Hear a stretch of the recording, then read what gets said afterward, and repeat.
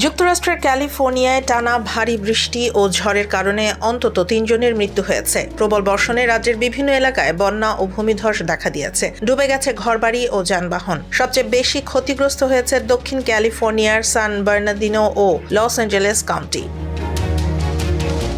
Loss Angeles কাউন্টির কিছু এলাকায় একদিনেই ১১ ইঞ্চির বেশি বৃষ্টিপাত রেকর্ড করা হয়েছে। বন্যার পানিতে বহু মানুষ যানবাহনে আটকা পড়লে উদ্ধার অভিযানে নামে জরুরি সেবা সংস্থাগুলো। ঝুঁকিপূর্ণ এলাকাগুলোতে বাসিন্দাদের নিরাপদের স্থানে সরিয়ে নেওয়া হয়েছে।